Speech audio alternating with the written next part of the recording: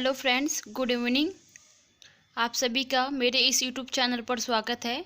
आज का टॉपिक रहेगा हमारा पारिस्थितिकीय तंत्र पर। ये इन्वायरमेंट का हमारा सेकंड टॉपिक रहेगा। इससे पहले मैंने फर्स्ट पार्ट को अपलोड कर दिया था। फ्रेंड्स, आपने अभी तक मेरे चैनल को सब्सक्राइब नहीं किया है तो चैनल को सब्सक्राइब कर ले ताकि मेरे आने वाले वीडियो की लिंक आप तक आ सके। चलिए आज इस टॉपिक पर हम डिस्कशन करते हैं, पारिस्थितिकीय तंत्र होता क्या है। तो पारिस्थितिकीय तंत्र जो कि इकोसिस्टम का भाग है, वो सर्वप्रथम इस शब्द का उपयोग टांसले ने 1935 में किया था। पारिस्थितिकीय तंत्र का निर्माण जीव और उनको प्रभावित करने वाले जैविक और अजैविक घटकों के समान होता है। पारिस्थितिकीय तंत्र सूक्ष्म जीव से लेकर विशाल जीव अपने वातावरण में सूर्य से ऊर्जा प्राप्त कर क्रियाशील रहते हुए सामंजस्य स्थापित किए रहते हैं। इकोसिस्टम की विशेषताएं क्या है? तो इकोसिस्टम की संरचना की मुख्य 3 संघटक होते हैं, जैसे कि जैविक, अजैविक और ऊर्जा।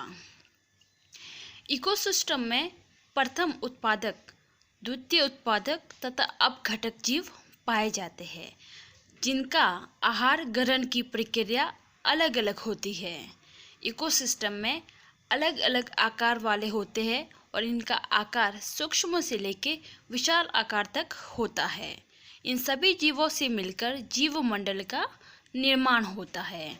अब पारिस्थितिकीय तंत्र की संरचना तो एक डायग्राम के माध्यम से समझाया गया है, जैविक घटक और अजैविक घटक।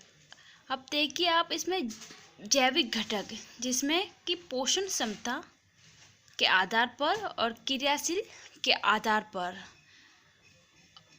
अजैविक घटक में जलवायु तत्व, कार्बनिक पदार्थ, अकार्बनिक पदार्थ आएंगे।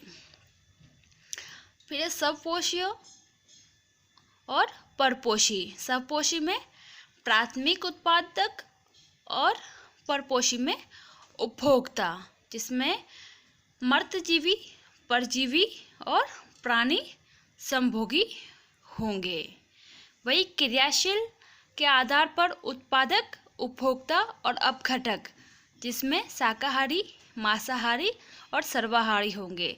शाकाहारी प्राथमिक उपभोक्ता होगा और मांसाहारी द्वितीय उपभोक्ता और सर्वाहारी तृतीय उपभोक्ता। सर्वाहारी मांसाहारी और शाकाहारी दोनों का ही समूह है, क्योंकि वो मांसाहारी भी होता है और शाकाहारी भी होता है, जैसे कि मानव। इकोसिस्टम की संरचना तो जैविक और अजैविक संघटकों के बीच परस्पर क्रिया प्रतिक्रिया चलती रहती है, जिससे ऊर्जा एवं तत्वों का आदान प्रदान होता रहता है। सबपोषित जैविक संघटक में अपना भोजन स्वयं निर्मित करने वाले संघटक होते हैं, जैसे उदाहरण में पौधा, शैवाल, पुष्पी, पादप, ये अपना भोजन स्वयं ही बनाते हैं। कौन से जीव ऑक्सीकरण विधि से ऊर्जा या भोजन प्राप्त करते हैं? तो नीली, हरी, शैवाल, बैक्टीरिया। फ्रेंड्स, यहाँ से क्वेश्चन बनता है कि ऐसे कौन से जीव है जो ऑक्सीकरण की विधि से अपना भोजन प्राप्त करते हैं? तो नीली, हरी, शैवाल और बैक्टीरिया, ये ऐसे जीव है जो अपना भोजन ऑक्सीकरण के माध्यम से प्राप्त करते हैं। परपोषित जैविक संघटक, जिसमें सबपोषित जीवों द्वारा निर्मित जैविक पदार्थों पर निर्भर रहने वाले जैविक संघटकों को परपोषित जैविक संगठन की संज्ञा दी जाती है। उदाहरण मर्तजीवी, परजीवी, प्राणी संभोजी, ये सब आते हैं। ठीक है। अब पारितंत्र के संघटक, जिसमें देखिए डायग्राम के माध्यम से बता रही हूँ, जिसमें अजैविक घटक और जैविक घटक। अब अजैविक घटक में 3 प्रकार के होते हैं, भौतिक कारक, अकार्बनिक पदार्थ और कार्बनिक पदार्थ। भौतिक कारक में तापमान, आर्द्रता, प्रकाश, वायुमंडलीय दाब। अकार्बनिक पदार्थ में जल, ऑक्सीजन, कार्बन डाइऑक्साइड और नाइट्रोजन आएंगे। और कार्बनिक पदार्थ में प्रोटीन, कार्बोहाइड्रेट और लिपिड। वैसे जैविक घटक में उत्पादक, हरे पौधे, उपभोक्ता, जंतु और अपघटक, इसमें सूक्ष्म जीव पाए जाएंगे। अब है पोषण स्तर। जीव मंडल में एक जीव से दूसरे जीव में ऊर्जा का हस्तांतरण होता है। प्रथम पोषण स्तर, जिसमें सब पोषित प्राथमिक उत्पादक प्रकाश संश्लेषण द्वारा ये जीव अपना भोजन स्वयं तैयार करते हैं।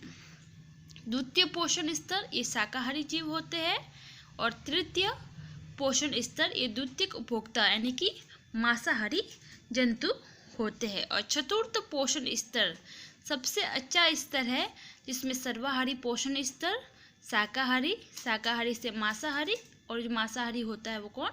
मानव होगा, जो कि शाकाहारी और मांसाहारी दोनों का मिश्रण है। जैसे देखिए पौधे उत्पादक, अब इसमें टिंडा जो कि प्राथमिक उपभोक्ता होगा, चूहा प्राथमिक होगा, खरगोश और अपघटक। अब द्वितीय में क्या क्या आएंगे? छिपकली, सांप,